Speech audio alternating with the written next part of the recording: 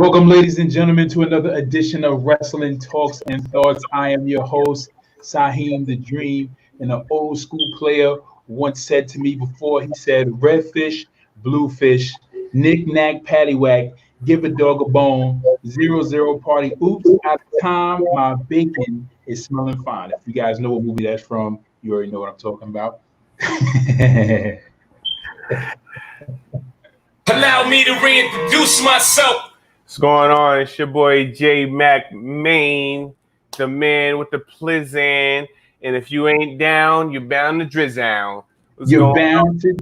I'm sorry, my bad, Jay. Not okay. Yeah, you're bound to drizzle. Exactly, Jay. What is going on today?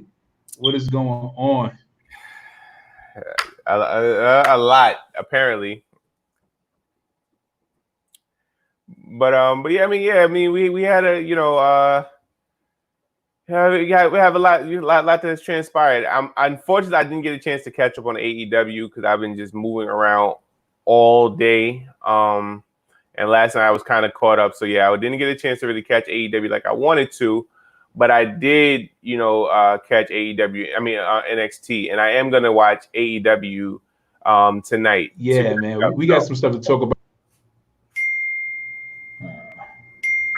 Sorry about that, Jay. We was having some technical difficulties. The camera went out a little bit. But go ahead. I'm sorry, Jay. What you saying? Oh, one moment. All right, Jay will be back with us. But we had a lot of things that transpired over the last few days. Some things transpired. We're going to get into some news and rumors in a few moments, and we have we have a spicy topic that we're going to dig into. And I think it's a conversation that need to be had, and I think it's a conversation that we've been talking about. A lot of wrestling fans have been talking about this, and other wrestling fans have been talking about this, and this is a plaguing issue in the WWE. We're not trying to be we're not trying to be too political, but we're just going to kind of really just talk about just this particular. We're going to talk about one particular topic, and we have some other news and rumors. But before we go into the news and rumors, let's slide into this intro.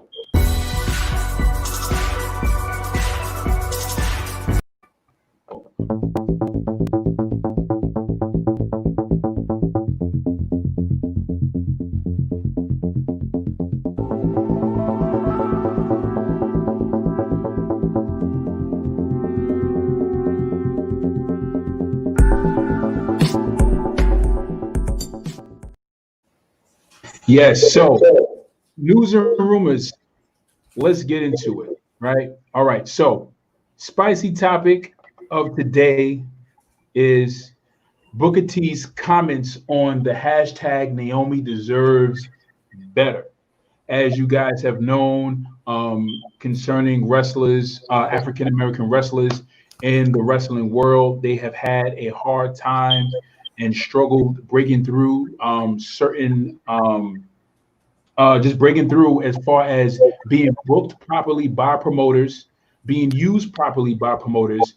We've had a few that were used. We have a handful like The Rock, Mark Henry, Booker T, and Kofi Kingston that have been world champions. And then you also have what's the other guy named?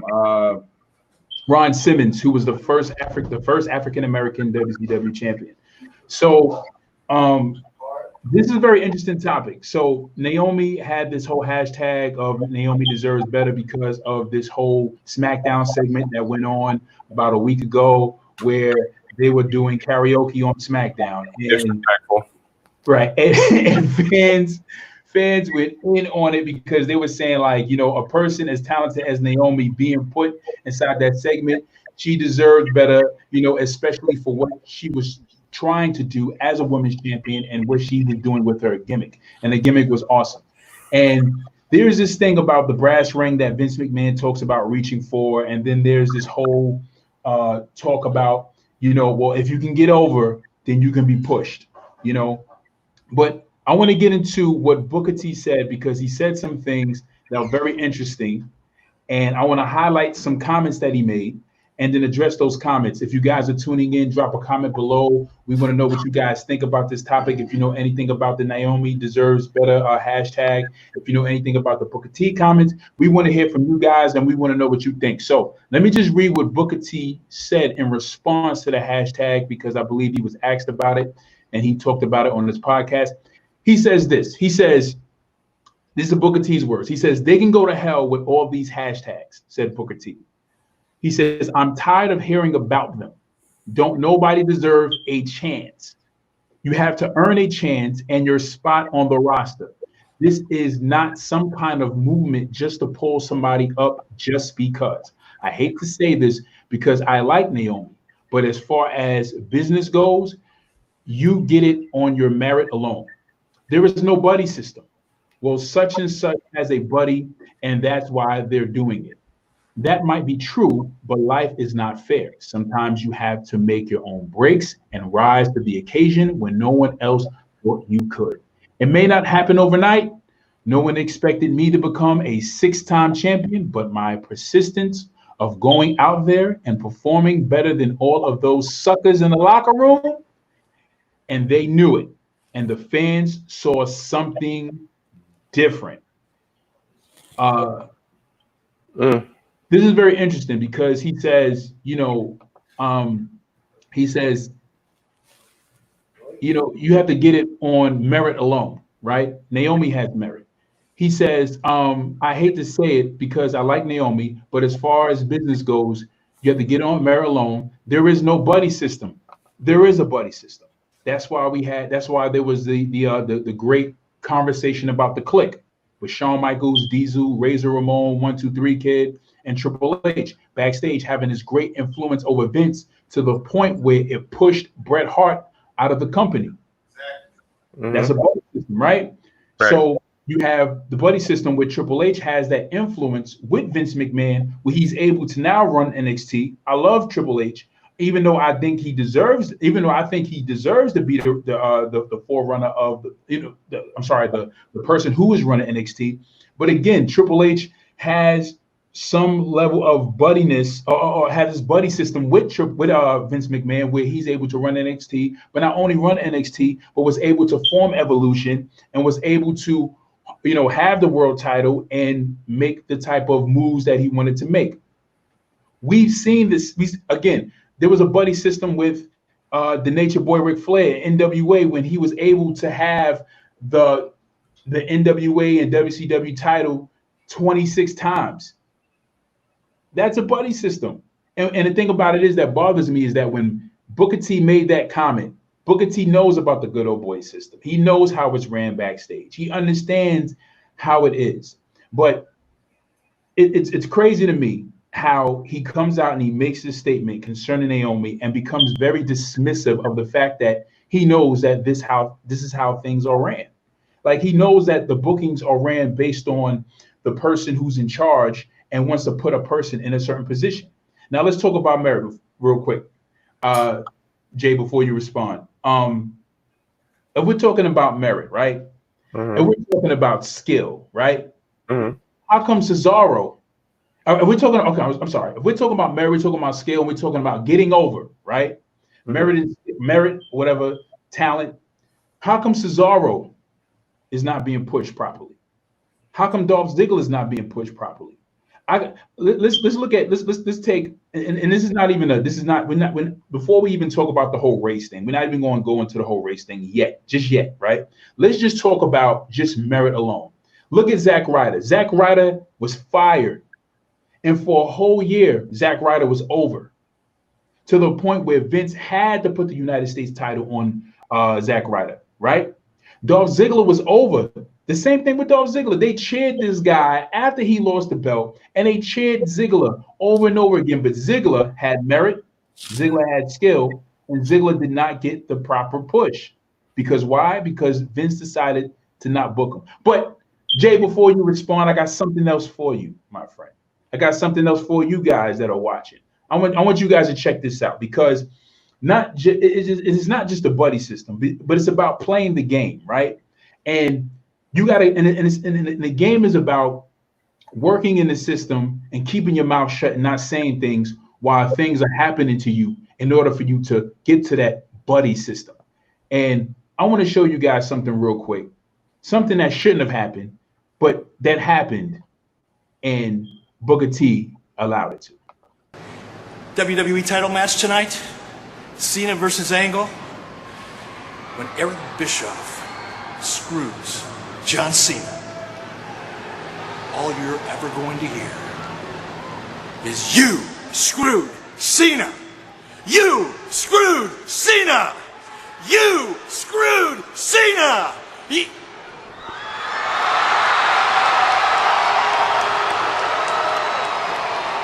So Eric Bischoff screws guys. Not really my thing, but I hope it works out for you. What's up, boss? How you doing? Yeah. What's good in the hood? Just holding it down, trying to take care of business. Keep it up, I'm a nigga.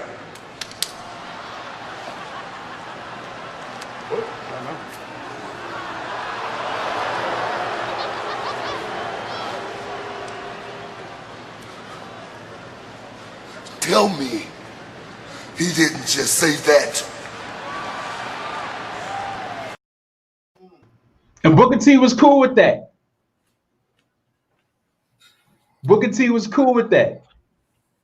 Now, when it came to WrestleMania and Triple H fought Booker T, there was this whole promo. I was going to pull up the promo, but I was like, nah, let me not pull it up because I don't want to make it too much about that. But it is about that, and I want to kind of land on this point and land on that point that, again, Booker T allowed that. Then he ran his promo with this whole feud with Triple H at WrestleMania. I forget what WrestleMania was, where pretty much Triple H degraded him, right, as an African American man. Then when he fights in the main event at WrestleMania, people thinking, oh, Booker T is going to get his revenge. He's going to get the belt. This is why they're allowing this to happen, because this is a whole part of the story. This is part of the angle. Triple H catches Booker T with a pedigree, and a whole 2 minutes and a half, I think it was probably longer than that, he catches him with a pedigree. They're both laying on the floor, right? Whole 2 minutes and a half pass. Triple H slowly crawls over to him, puts his arm over Booker T. 1, 2, 3, the count is over. If that's not being buried, I don't know what is. Then Booker T wasn't even really considered at the time. Ethan Wick agrees. Clown. Right. Booker T wasn't even considered at the time for a World Heavyweight Championship run. But because, and I don't know if you guys know this, you guys may know about this, my hardcore wrestling fans, you guys know about this, the situation that happened with Batista, where Booker T had to put hands on Batista. They had a real fight because Batista was, being real cocky with the time space during they was like sharing a photo shoot and everybody had to take photos, and Batista was taking up too much time and people had things to do. And then what happened was Booker T and Batista get into a little argument, and Booker T was like, well, we could take this in the room. And at this point, this is when Batista, I believe, was the world champion. And they go in the back room. Batista put them hands on him.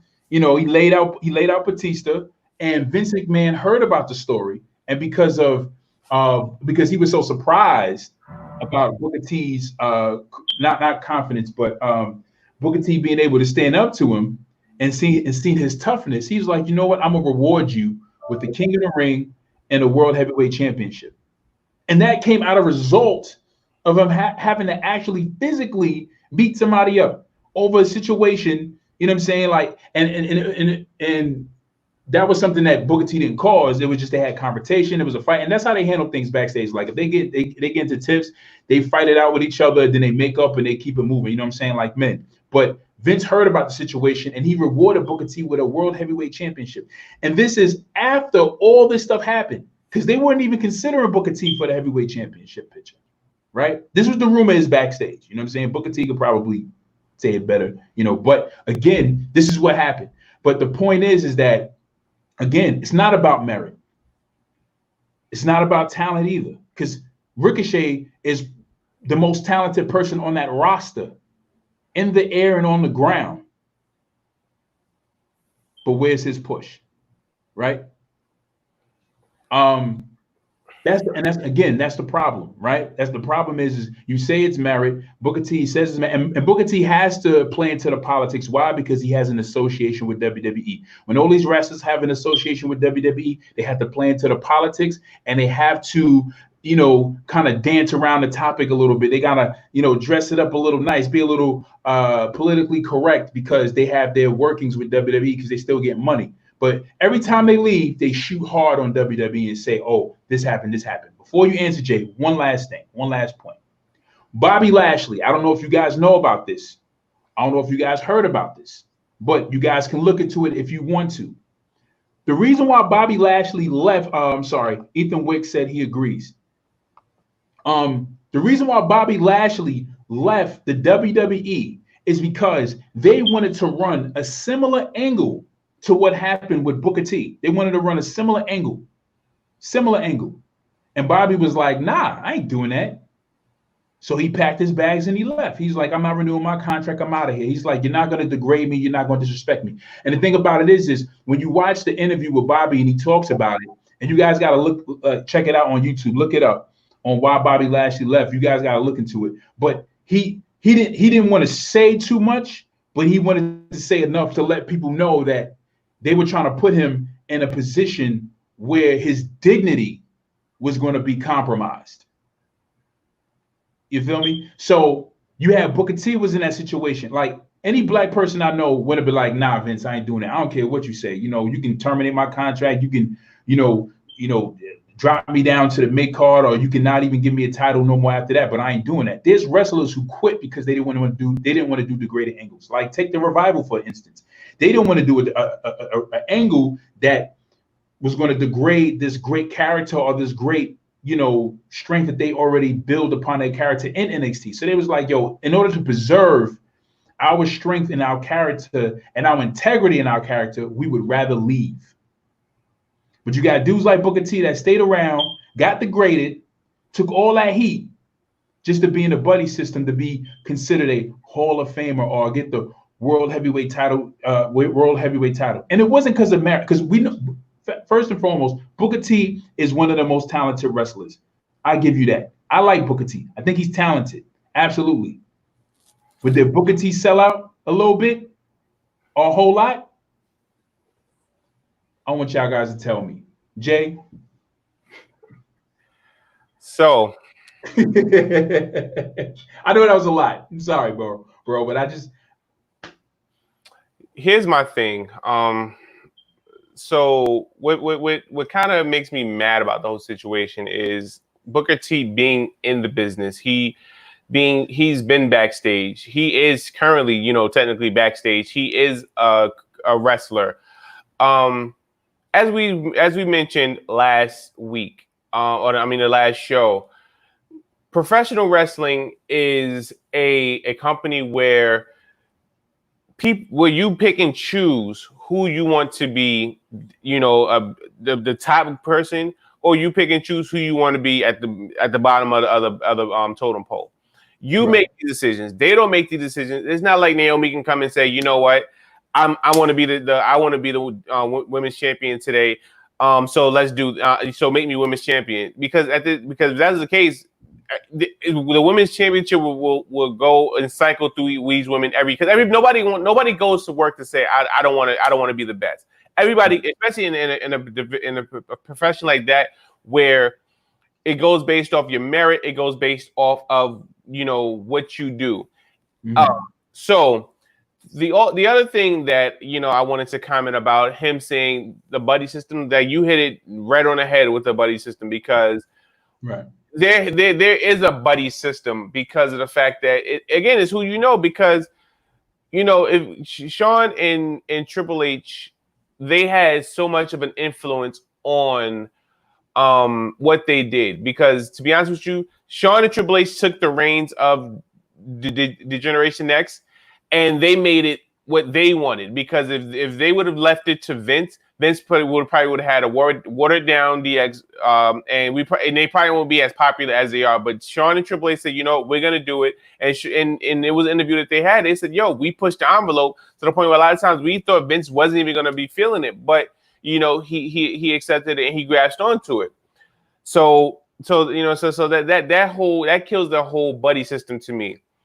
Now, I'm really gonna defend this whole hashtag thing that it doesn't work. Listen here, Booker. Give it to him, Jay. Give it to him, Jay.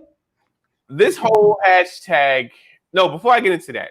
So if it's and so like you said, with the whole talent, if it's based off talent and based off you doing your business again. Like you said, Ricochet, Dolph Ziggler, Cesaro. I'll throw Shayna Baszler in there because everybody knows I'm a fan of Shayna. I'll throw Bianca Belair, who is one of the best female wrestlers in the company right now. You know what I'm saying? Finn Balor. There's a list of talented, superstars that's there, but you don't push them, or they're not getting the recognition because of talent, because of the fact that it's who and who this company wants to push. Now, back to my point about this hashtag. So, I completely disagree with Booker T stating that hashtags doesn't do anything and it's full of crap, because I'll give you some examples. Okay. If it wasn't for a hashtag Let We Want Ryder, Zack Ryder would have never been Intercontinental Champion, even if it was for overnight. Even if it was for 24 hours. I'll give you another one. Daniel Bryan. If it wasn't for the fans speaking up and putting hashtags about Daniel Bryan would have never had the heavyweight championship, because he is not looked upon in Vince McMahon's eyes as one of those guys. If it wasn't for hashtag Give Divas a Chance, they would be still called divas right now, not WWE superstars or women superstars. They'll still be walking around with that stupid butterfly divas title. They would have never been a Divas Revolution. They would have never main evented WrestleMania. They would have never main evented any kind of WWE, pay-per-view. They would have had, and remind you, before all this started, Divas had one match a night. They had one match a night that lasted maybe 10, 15 minutes. Now we're getting 2 women matches per show. 2 women's matches per show. And pay-per-views, we may get 2, maybe 3 women's matches. And they're more than 10, 15 minutes. A pillow fight, a bra and panties match, a lingerie match. You know what I'm saying? A Jello, was it a lingerie Jello match or a bathing suit Jello match or whatever? You know what I'm saying? So for Booker T to sit here and say that the hashtag is full of crap and it doesn't work, Booker, maybe you need to go back and do your research, because again, as I said, if it wasn't for hashtag Give Divas a Chance, and like I said, I'm a very avid fan, and it made me emotional when, you know what I'm saying, all the women in the ring, and Stephanie was like, you know what? You guys are no longer considered divas. You guys are women. You are women wrestlers. You're WWE superstars. And their face was like, oh, snap. Like, they're really respecting us. So now, and then not only that, it created more titles, because there was that one Butterfly Divas title that was defended on all shows. Now we got a Raw Women's title. We got a SmackDown Women's title, and we got some tag team championships. On top of that, they also got, the same titles on NXT. So for Booker T to sit here, and say that the hashtags don't work, and it goes based off talent, that's bull. Because Dolph Ziggler would have had another title reign if it was based off pure talent. He had that one title reign when he cashed in the Money in the Bank, lost it a couple months after that, and he's been buried since then. Yeah, absolutely. Let's go into some comments real quick. Ethan Wick, he says, thank you, Ethan Wick, for joining us, bro. He says, the way they treated Booker was part of the reason why I stopped watching for a long time. We got another comment. Thank you, Lionel Nunez, for joining us. He says, Apollo Crews. He says that Apollo Crews is one of the people that's being mistreated as well. He feels. Ethan Wick, again, he says, preach. Jay, he was encouraging. He enjoyed what you were saying. Absolutely. I totally agree with you, Jay. Ethan Wick says, I do miss Brian Panty's matches, though. I do too, Ethan. Yes. I do too. Clash of the Cakes. Once in a while. Clap shit it takes. Ethan Wick says hashtag bring back bra and bring. I'm sorry. Hashtag bring bra and panties back. Bring it back, baby. Bring it back. You got somebody that like Mandy Rose and Alexa Bliss who'll be like, all right, fine, I guess we'll do it. So hey, and I'd watch that match. I'm not gonna lie to you. Absolutely, man. Absolutely. We definitely, yeah, man. Let's move forward, man. So we have some more news and rumors for you. This is a rumor that was going around. WWE scrapped plans to make new Nation of Domination.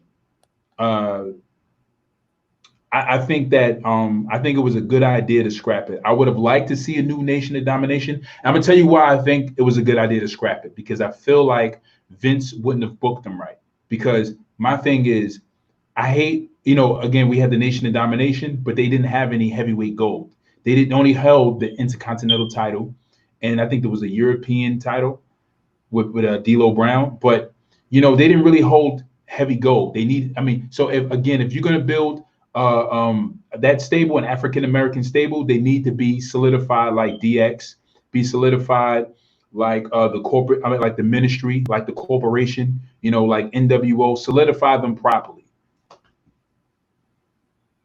Yeah. Any thought? Like the idea? Would you be cool with that idea? Honestly, no, because I'm the type of person they've done it already. You know what I'm saying? So for now, if you were gonna have Farouk come back and kind of spearhead it, then maybe. But if you're not gonna have Farouk, be the behind the scenes influence or do or have some kind of part in it, then absolutely not. Because like I said, it was during the Attitude Era. That was for then. If you want to, obviously we see that they're going with an all African American crew with the Hurt Business. So that's fine. Let them pave their own way. Let them do their own thing.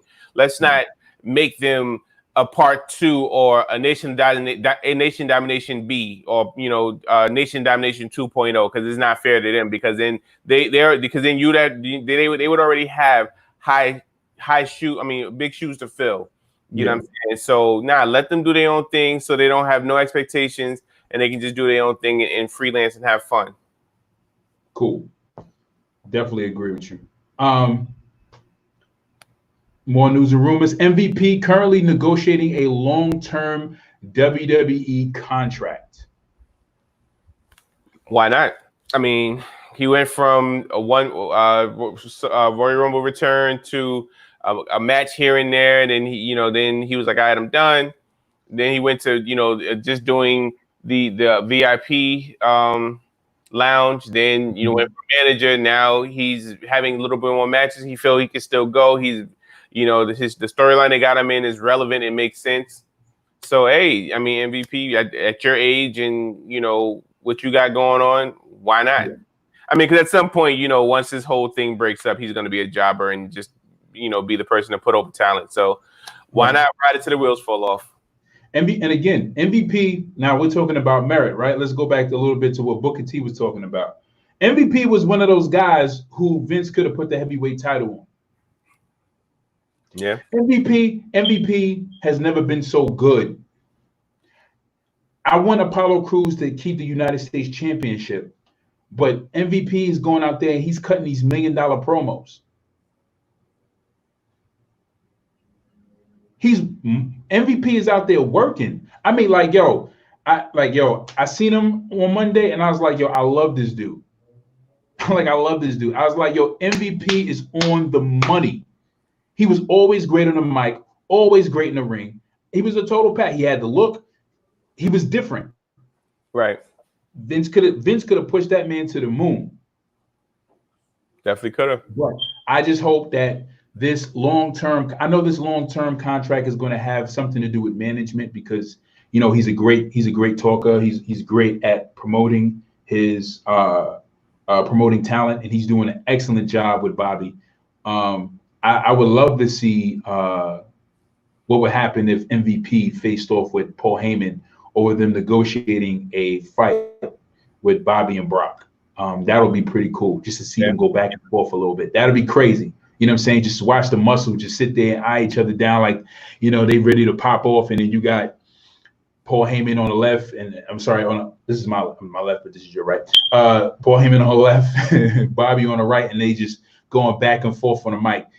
I'm telling y'all, yo, if that happens, it'll be crazy. It'll be fireworks. Moving forward, WrestleMania dream. Was that a WrestleMania dream? Absolutely, a WrestleMania dream. It should happen. Moving forward, we have Lita wants to have another match. Jay. Yeah. So, I came across an article. 45-year-old Lita stated, I forgot what show she was on, but she is interested in having not only another match, but another run. But she says, as every retired or superstar that's not current says, the stars have to align and the situation had to be a right situation. So, but she is open to having another match. So, me personally, the last time Lita was in a match, she looked kind of rusty. Mm-hmm. So she would definitely have to own her skills and get back into form, because she looked like Brie Bella. She was kind of rusty all over the place, just botching moves. So yeah, yeah. So Lita, hey, if we, and granted, I'm sure we're not gonna see the Lita from the Attitude Era doing moonsaults, doing suicide dives, and she'll probably do a moonsault or jump off the side rope, but she's not going to be athletic because she's obviously a whole lot older. But yeah. I wouldn't mind seeing Lita fight like an Ember Moon or somebody of that stature.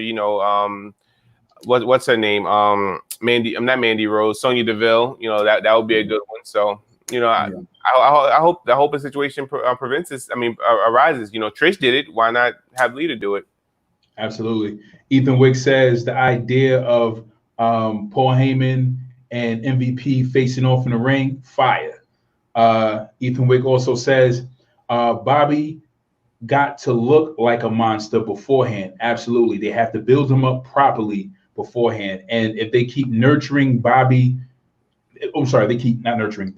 nurturing his character the way that they are and keeping him strong, then, hopefully we can only hope, we can only hope, but they got to make it happen. I think they're going to make it happen. They got to make it happen.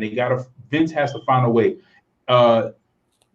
Again, if Vince, again, gets in the right mindset and really sees the great potential that Brock Lesnar and Bobby match could be, he'll build Bobby for that World Heavyweight Championship, put that championship on Bobby, and then that will happen. Lita, I'm sorry, so we jumped off back in the old topic, but as far as Lita's concerned with her having another match, I definitely agree with you, man. Lita can't be going around doing the Lita Karanas no more. Right. That back, breaking that back, busting that back up. You know what I'm saying? She can't. She ain't gonna be at home throwing it back to her husband. So busting that hip up. You know what I'm saying? She gotta keep that hip right. She gotta keep that hip swivel. She gotta keep them hips swiveling. You know what I'm saying, for her husband. But because women, they tend to retire early because they can't take as much punishment as the men. Edge wants a NXT takeover match against Finn Balor. The Demon. Oh man, this right here. Interesting. Jay. So this article that I'm reading, it says Edge wants to fight Finn Balor, and he's not above going to NXT to get that match. He's not doing it against joining the Robert Stone brand to make it happen.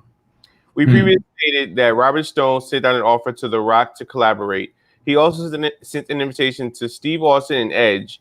The Radar Star replied, and he didn't totally reject Stone's proposal. Edge stated that he'll collaborate with Robert Stone if he can get him to make a match against Finn Balor at an NXT TakeOver event. This seems doable, but the additional demands are a little bit off the wall. Okay, Robert Stone, my man, let's collab. Give me a match versus Finn Balor at TakeOver. I want fuchsia M&Ms and don't make those, so I'll figure it out. Ideas on someone to help me cosplay the pick below. Crushed velvet furniture on my bus. Yo, yeah. Oh, yeah, a bus. Everyone has them now, etc. We'll have to see if Edge and Robert Stone can make something work. The former Robbie E might need to work on Edge's demands first. So even adding to the story, looks like Robert Stone is trying to recruit WWE's Hall of Famers Edge, The Rock, and Stone Cold. And Edge states the only way he'll join the Robert Stone brand if Robert Stone makes a match with the Prince Devin.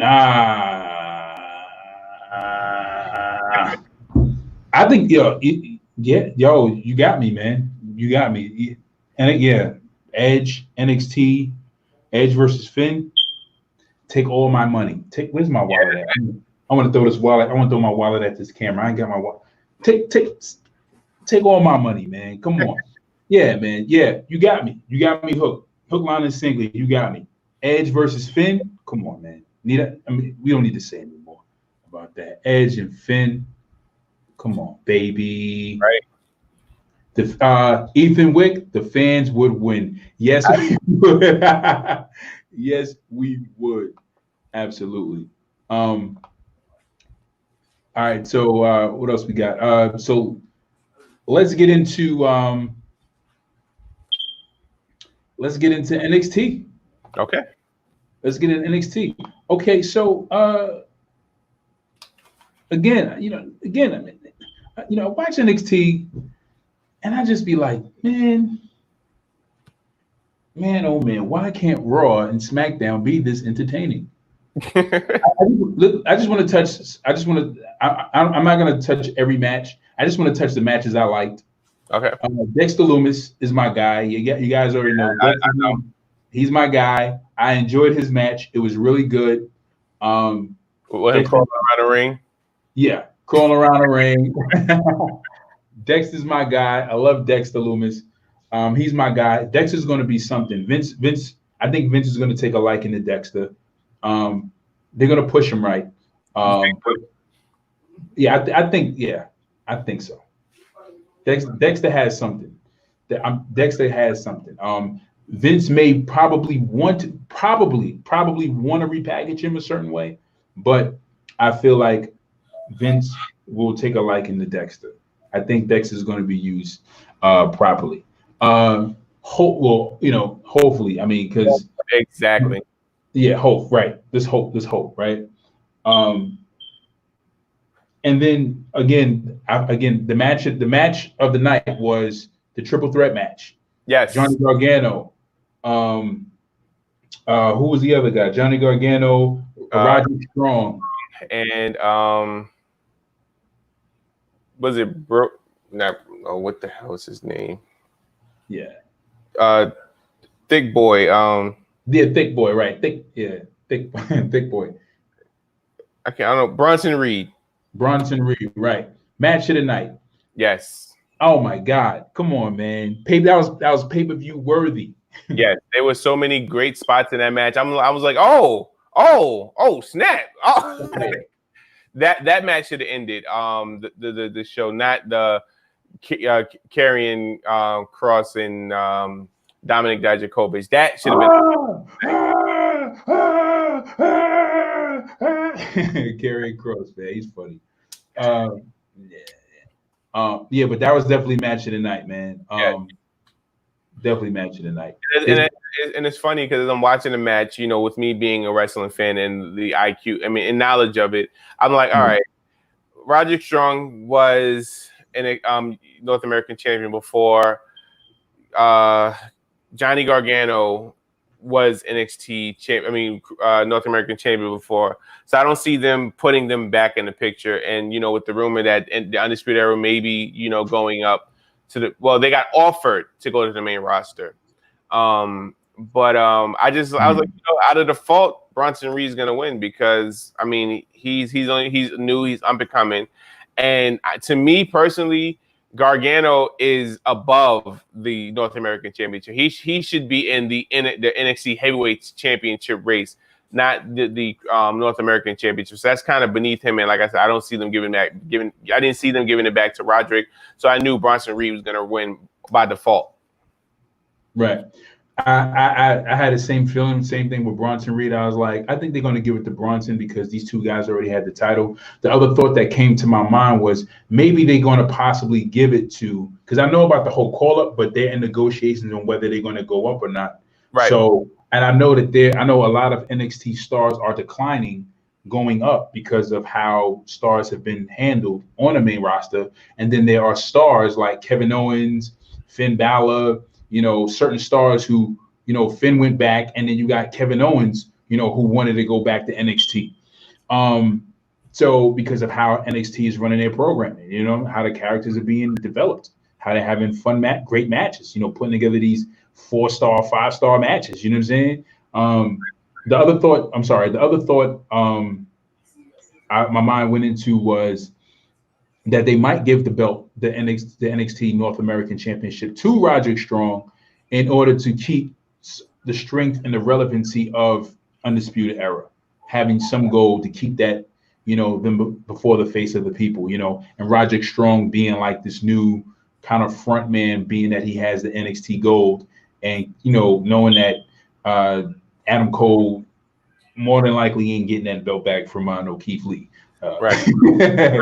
But see, only reason I didn't look at it from that aspect is because basically it goes back to our point about booking. Like, Roderick Strong has been losing every match he's had. You know, obviously, you know, the whole Dexter Lumis fiascos, and any match he had before that. I don't remember the last time he actually had a win. So I just didn't see them having him, you know, being buried with all these losses and then catapult him to the you know, the ladder match for the North American Championship. So, which is ironically how they introduced the North American Championship, which I found kind of ironic about that. But I didn't see them, you know, putting Roderick in that spot based off previous bookings. Yeah, I thought it was pretty cool that Keith Lee relinquished the title. Good thing he didn't. I mean, it was a good thing that he, you know, relinquished it to create more opportunities for other wrestlers to, you know, to go at the belt. You know, I thought it was pretty cool. You know, he held the belts, the two titles for like what, maybe 2-3 weeks. I think it's the second week. Second week, yeah. So, you know, second week, you know, he relinquished the title, created more opportunity. I thought that was pretty cool. Let's talk about this Finn. Didn't Finn Balor cut a promo? Yes. So Finn Balor cut a promo because next week he'll be fighting. Well, he'll have his chance in a triple threat match to qualify for that ladder match, where he's fighting Dexter Lumis and Timothy Thatcher. So he cut an amazing promo where he basically says that, you know, they don't stand a chance, and I'm here for it.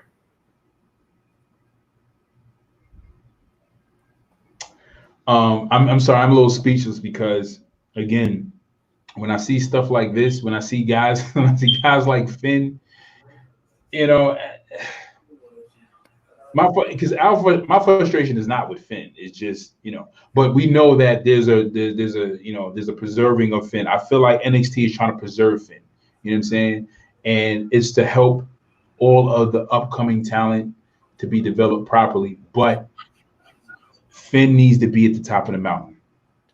I agree. So I'm going to be optimistic about it. Okay.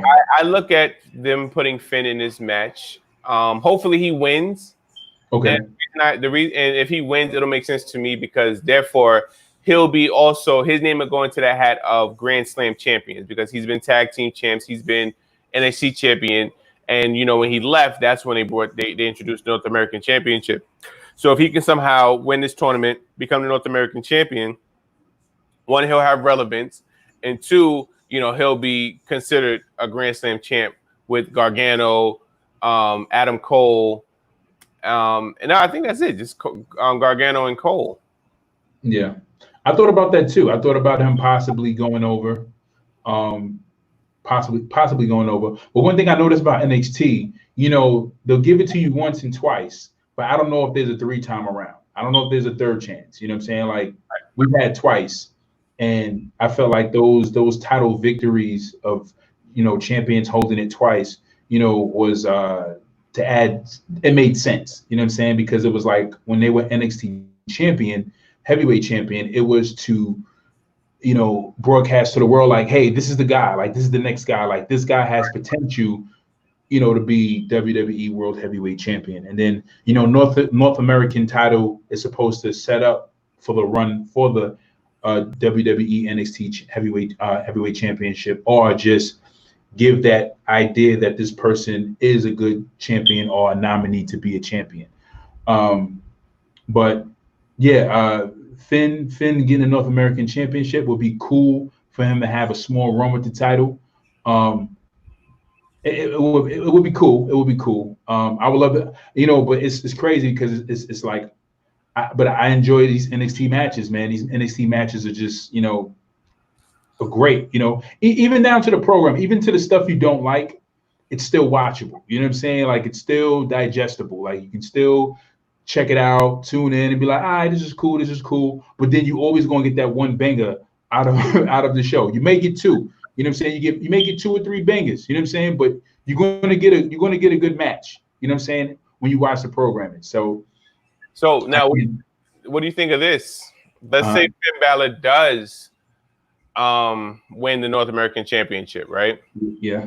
And the next night on the next episode of NXT, he comes to the North American champion. He pulls a Dolph Ziggler. He's just like, you know what? I'm better than this belt. I proved to you that I'm better than this. Throws the belts. Like I don't want it. I want the NXT championship. So Keith Lee or Karrion Kross, whoever has at the time, let's talk. And that'll give him that catapult push to the NXT championship.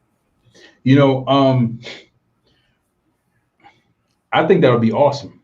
And I think if he did do that, I think that Triple H and William Regal would be fully behind him. Like, I think they would really have his support, and they would say, this makes sense. Let's push him. Because my thing is with Finn, if I want to see Finn go into another heavyweight title match, and I want to see Finn go over. You know what I'm saying? I don't want to see Finn go in and job again, you know, get used, and then, you know, it's another setback where we got to watch him cut these A1 promos, these awesome promos. And because, again, Finn is like light years ahead of the talent right now. He's light years ahead. He's light years ahead. This guy, you know what I'm saying, his promo work is awesome. He can give you a 4-star, 5-star match if you want to at the drop of a dime. You know what I'm saying? Like his work with Gargano was dope. You know, it was, you know, his stuff is great. But I want to see Finn, you know, if he goes back in that heavyweight title picture, if he does that, makes sense. Because with Dolph Ziggler, and just you know, kind of rehash this a little bit, or just go back. And this is not so much of a rant, but just digging into it. When he did that with the United States title, I was excited because I felt like, all right, something big is possibly going to happen for Dolph, and it was a great plan because he drops the title in the middle of the ring, relinquishes the title, disappears off of programming for about, I think, like a month or 2 months or whatever, however long it was, up until the Royal Rumble. And then he, you know, shows up in the Royal Rumble as number 28 or 27. And I'm like, in my heart, I'm like, I want Ziggler to win. But in my mind, logically, I didn't feel that energy of victory coming off of Ziggler. I'm like, he's going to come in. I want him to win, but I don't feel like it's going to be Ziggler. I don't feel like he's going to be that guy that's going to win this Royal Rumble. And it would have been a dope moment. It would have been an amazing moment because it would have gave him so much, you know, trajectory to the forefront as being, you know, where he needs to be as a top heel, you know. But I do believe, because again, you know, Triple H and William Regal are into they they know how to make sense out of situations that make sense. You know what I'm saying? They everything is methodical. Everything is planned out right. So Yep, I agree.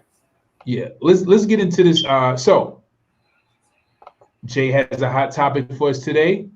The top 5 overused finishers. You guys can comment in the comment section below. We want to hear from you guys. Top 5 overused finishers. You want to shoot first, or you want me to shoot first? Let's go back and forth. I do the first one, you do the second one, and we'll just go back and forth like that. All right, cool.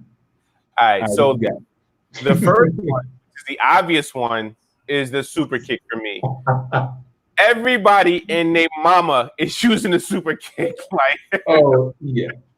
Who we got? We got Usos. We got Ziggler. We got you got Johnny Drip Drip. Johnny Drip Drip. You got Johnny Gargano. Johnny Gargano. Adam Cole. Seth Rollins. Yeah, Seth. Jeez, the list goes on. I mean, what's her name? Tamina. Tamina. Oh, Bigfoot Tamina.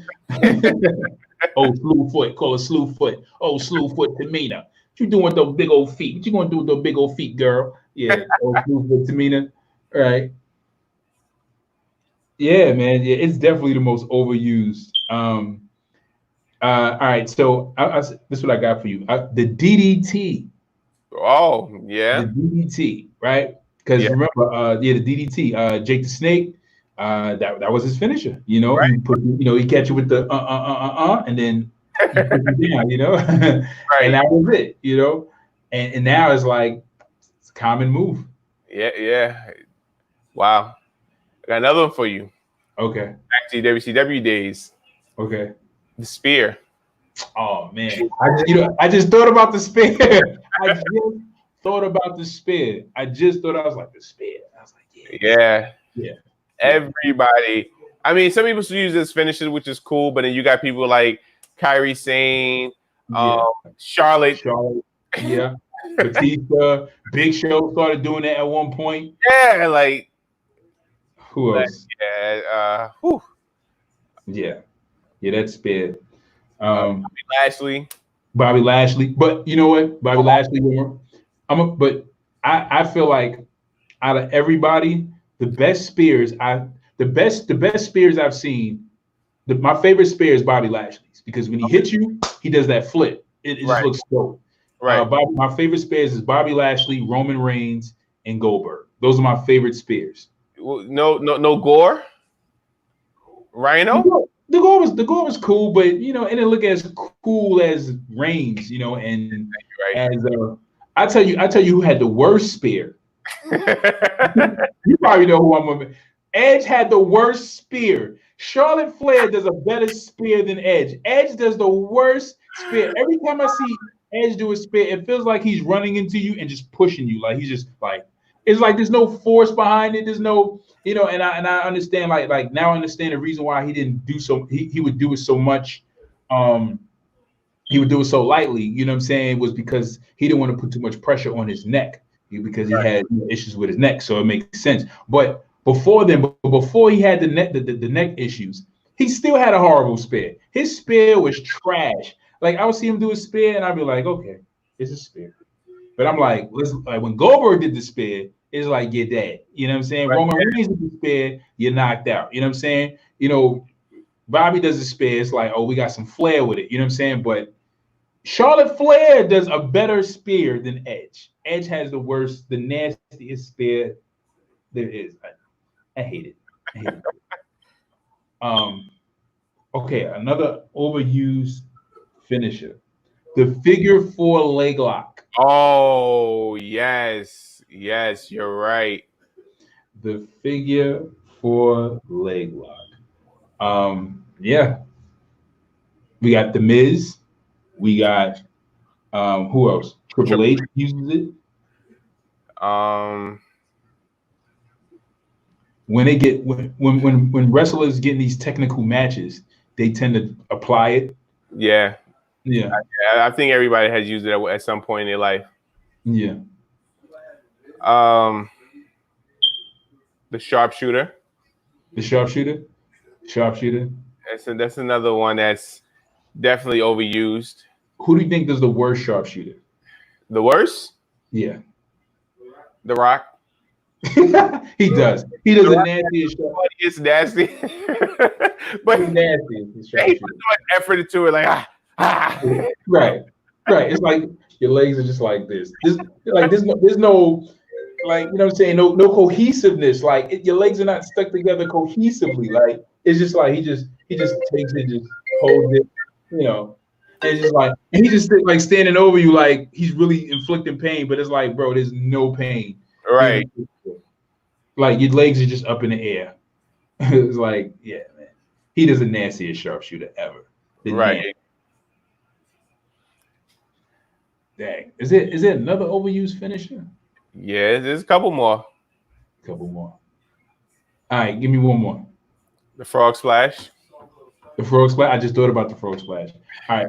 So who? Eddie. All right. Besides Eddie and RVD, who else we got? Sasha does it. D'Lo. D'Lo Brown. Bailey. Ethan Wick said Kevin Owens does the frog splash. Yeah. Definitely does it. Who else does it? Yeah, who else does it? Frog splash. Oh, I got somebody. Huh? Seth Rollins. Hornswoggle does the frog splash. And the guy from Montez Ford. Montez Ford. Yeah, Montez Ford. Right. Yeah. Yeah. Rey Mysterio. Rey Mysterio. Yeah.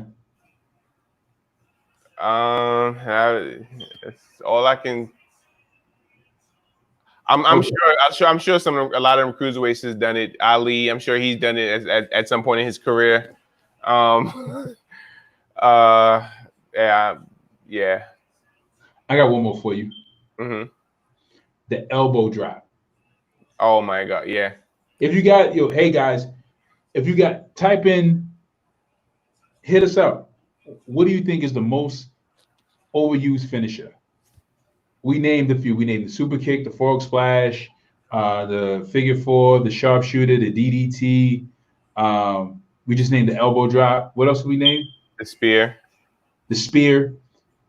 What is one of the most overused finishes? Yeah, the elbow drop.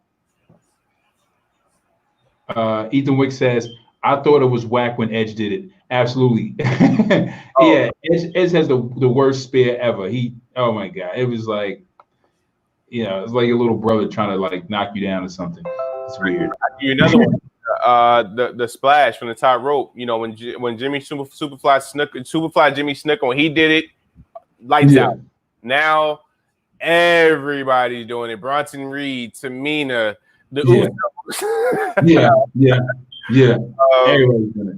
Yeah, so that's definitely added to the list. Yeah, absolutely. All right, guys. We thank you guys for joining us for another edition of Wrestling Talks and Thoughts. If you guys want to be a guest on the show, hit us up. Hit up the Wrestling Talks and Thoughts page, or hit up the Wrestling Talks and Thoughts group and DM me or DM Jay. If you are a friend of Jay, DM Jay. If you are a friend of mine on Facebook, DM us, and we will set up a time where you can come on the show and talk about wrestling with us on Wrestling Talks and Thoughts. You will be a co-host with us on Wrestling Talks and Thoughts for an hour. We will go through news and rumors. We will go through the current show that we are reviewing, whether it be NXT, SmackDown, or Raw, or if it's a pay-per-view.